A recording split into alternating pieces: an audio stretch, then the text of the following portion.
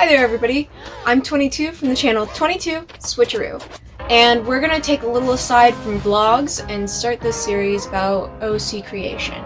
OC means original character, and today we will be working on what kind of proportions you're going to want and what kind of personalities they can go with. So I'll jump into it and hopefully you guys enjoy this little mini-series.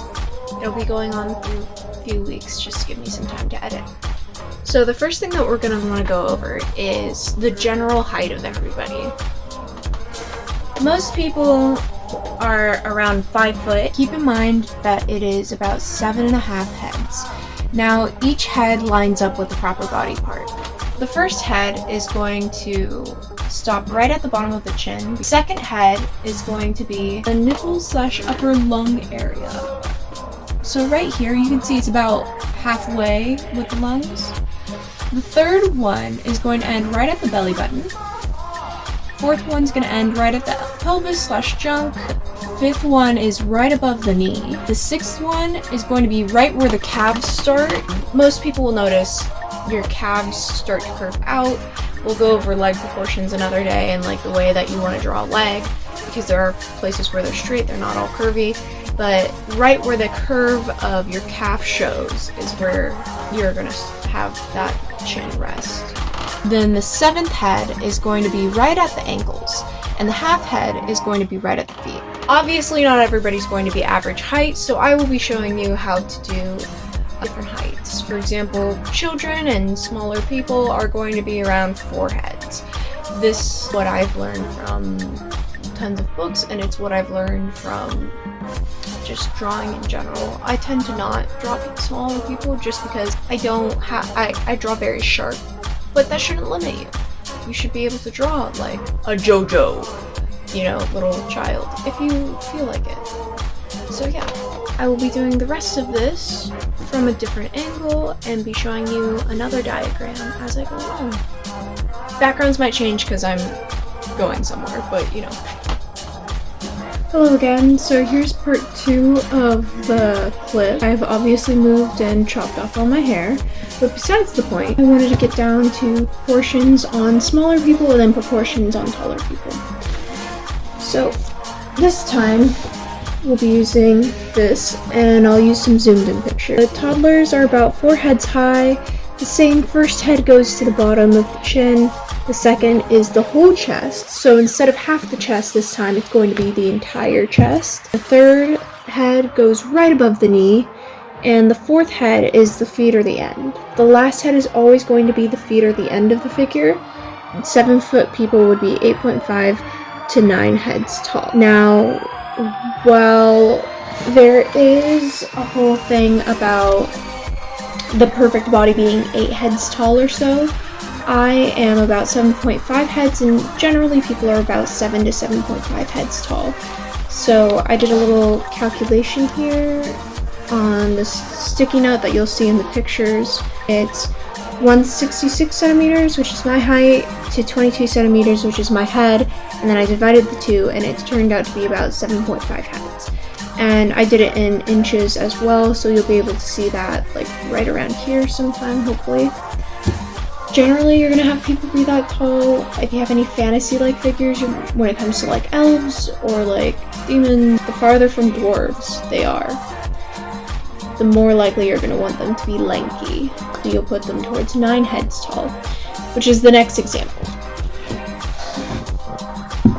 This is my 9 head tall person. It's supposed to represent, so I put little ears on there, a little fantasy figure that's about 7 feet to 7.5 feet, somewhere around there tall. So the first head again always ends at the chin. The second is the mid-rib cage, because we're going to elongate the rib cage and the torso in general. The rib cage and the pelvis are going to be around the same size for each person. It's one of those things that gets minimally increased as you increase the figure size. It'll be like a few inches or so, maybe. So that's why we only did the mid-rib cage and top of the rib cage. Fourth one is going to be the core, or this little bit right here where there's like a belly button and in between the pelvis. So from the bottom of the rib cage to the pelvis is going to be that core range. And then in the middle of it is probably just around under the belly button. It'll be literally the middle section in between the pelvis and the rib cage. The sixth one will be right around the thigh area. It's going to be not mid-thigh, but upper thigh. And that's because the seventh one is the knees. On our last head study, I believe I did it 7.5 heads high. The knees being there is because on the body, your thighs aren't going to be the longest part, but your calves down is going to be the part that gets elongated the most. The thighs do get elongated like a little bit, but on a scale of like most elongated parts to least elongated parts, it's usually going to be the bottom half of the limbs that get elongated the most. So number 8 is just above the ankles. I had a really hard time trying to figure out this part because it felt like the ankle should be at number 8, but every time I drew it, it looked a little off, and so I put number 8 at just above the ankles because even though like you get bigger feet when you're taller because you're just bigger, they're not that big. Yeah, that's the only way I can explain it. And then number 9 was the end. So here's the full diagram real quick.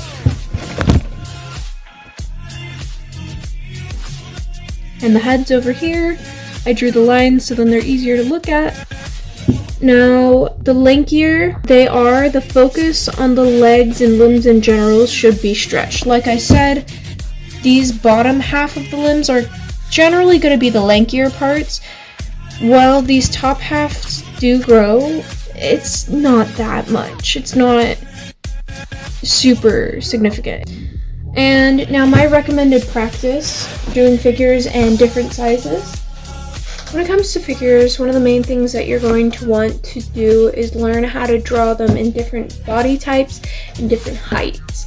And the only way that I can say to practice that, to get it perfect, is to practice. My recommended practice from here on would be to draw at least 10 different figures from IRL photos and different people. Each of them have to be different people. You can do more, you can do less. 10 is just a good number for practicing because you want to get different body types and you want to get different heights. So for each of them you want you want a different height and you want a different body type, and I would just recommend looking up the heights that you're going to draw for your character or that you just feel like drawing. If you have a certain body type, go for that. But also make sure to add in some varied things so you can see how it changes and you start to instinctively get those proportions a little bit better so you don't have to use the heads every single time. You're going to want to use the heads just for at least character sheets and the initial proportions, but other than that, it's pretty instinctual. Do it on 10 different types, take a photo, basically trace out their head and then put it to the side and then try to copy that as neatly as you can X amount of times until it gets to the bottom. Cut it off. Make sure there's a solid line right at the end of it, and then that can line up to the head so you don't have to be like, oh, it's half a head. It's not half a head. If you guys have any questions, if this helped you any, just leave a comment down below, and remember that my channel has other different kinds of things. We've got gaming, we've got vlogs, we've got other stuff coming up as long as I get down to editing it. Go ahead and check those out. I will be making a few more things after this about drawing. I'm working on a few series at once right now, so I'm a little tired, but yeah. Go ahead, check those out. My Twitch is 22's Switcheroo, my Instagram is 22's Switcheroo, everything's under the same tag, so yeah. Go ahead, check those out, and I'll see you another time. Deuces!